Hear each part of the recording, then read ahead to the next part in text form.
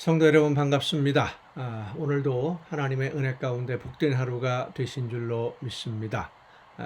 이 가정 예배를 통해서 여러분 모두 함께 다시 만나고 또 말씀을 묵상하면서 예수님을 닮아갈 수 있는 귀한 이 시간에 동참하는 여러분에게 하나님의 크신 은혜가 더 풍성하게 임하시기를 간절히 바랍니다. 어제에 이어서 오늘도 이 요한복음의 그 시대적인 배경에 대해서 잠깐만 더 살펴보려고 합니다. 초대 기독교 공동체, 요한 공동체라고도 하고 여러 가지 이름으로 불리웠던 이 기독교 공동체, 특별히 그 요한 공동체에 있어서 아주 힘들고 해결하기 어려웠던 문제가 이 공동체의 구성원들이, 그러니까 예수님을 믿는 사람들이 출신 성분이 너무 다양했다라고 하는 것입니다. 세례 요한을 따르던 제자들도 있었고요. 그들은 예수님이 더 정통성이 있는 하나님의 보내심을 받은 일꾼이냐, 아니면 세례 요한을 따라야 되느냐, 이런 문제를 여전히 이야기하고 있었고, 이방인보다 못한 취급을 받던 사마리아 사람들도 이 기독교 공동체 안에 들어와 있었습니다. 또 그들 중에는 여전히 유대교 회당에 소속되어 있으면서 자기가 예수님을 믿는, 그리스도를 믿는 성도라는 것을 숨기면서 눈치 보고 살던 사람들도 있었고요. 회당에서 쫓겨나서 예수님이 메시아이다, 구원자이다, 자랑스럽게 모든 사람들 앞에 선포해야 된다, 이렇게 말하는 사람들도, 그걸 자랑스럽게 여기는, 핍박받는 것을 자랑으로 여기는 그런 사람들도 있었습니다. 조직과 제도를 중요하게 여기면서 예수님의 제자 사도들의 서열을 중요하게 여기고 베드로를 중심으로 모여야 된다, 이런 사람들이 있었던가 하면 자신들에게 예수님의 복음을 전해준 제자들, 나에게 복음을 전해준 사람이 더 중요하다.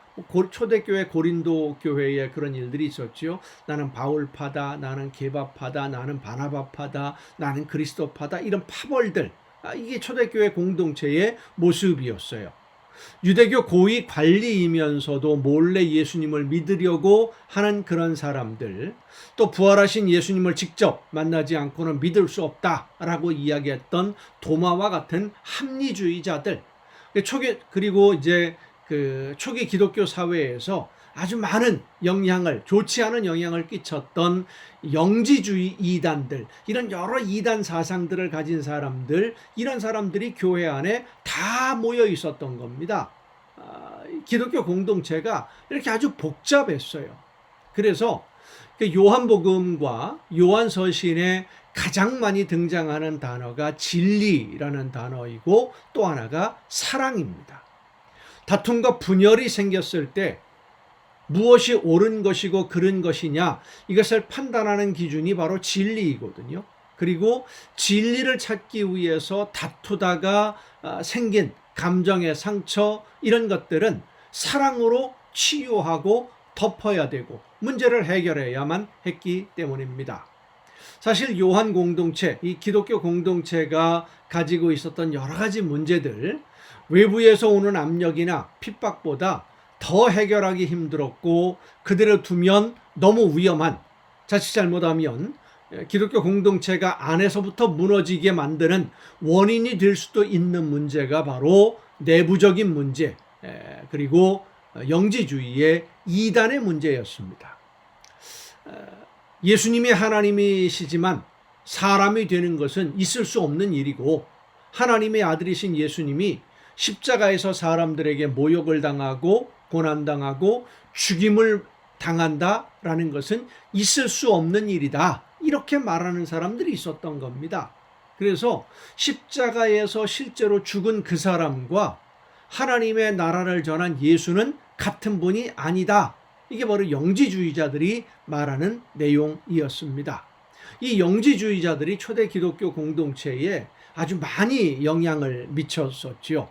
그러면서 헬라 철학의 영향을 받은 사람들이 정신은 고귀하고 육체는 비천하다 사상이다라고 하는, 눈에 보이는 것은 천한 것이고 보이지 않는 정신, 사상 이런 것들이 고귀한 것이다라고 말하는 이원론적인 사상을 받아들이면서 부패하고 향락에 빠진 비도덕적인 자신들의 삶도 구원받은 영혼에는 아무런 영향을 미치지 못한다.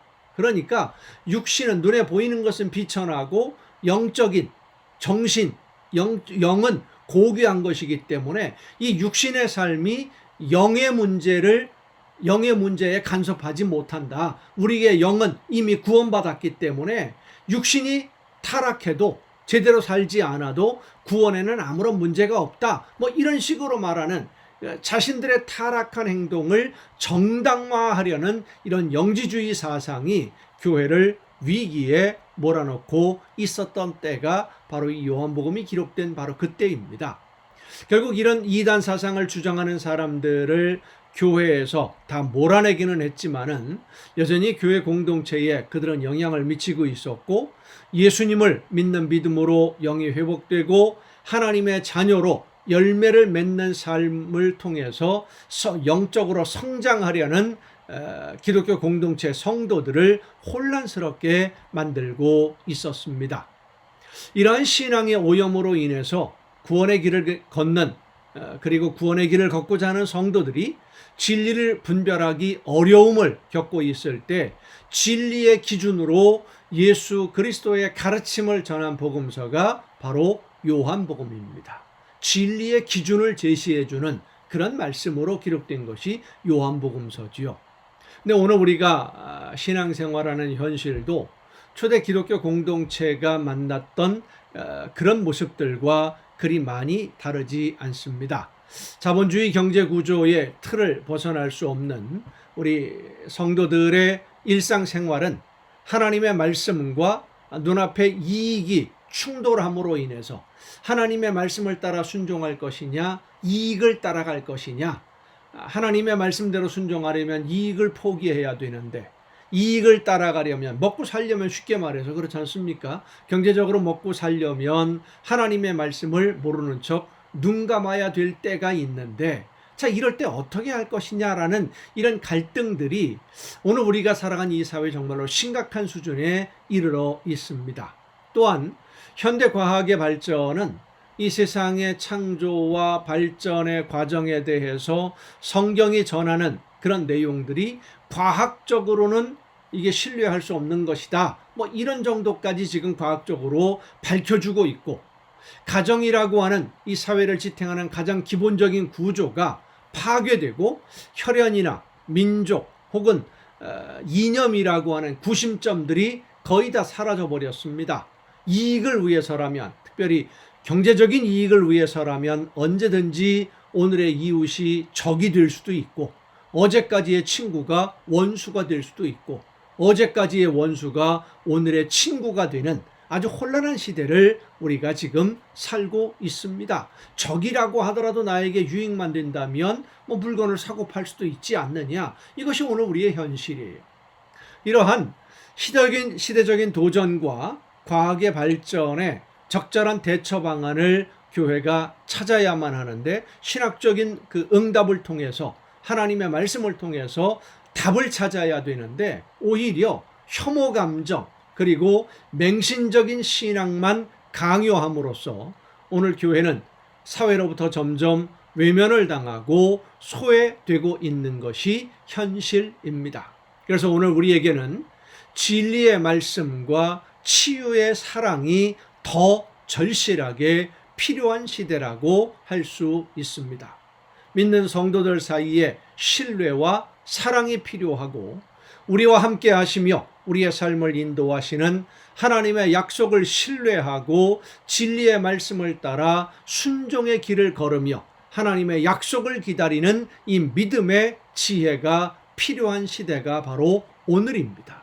그리고 무엇보다 우리 믿는 성도들이 서로를 사랑하는 진실한 사랑으로 하나가 되어야 된다. 이런 필요성을 우리가 절실히 느낄 수밖에 없는 그런 시기를 우리가 살고 있습니다.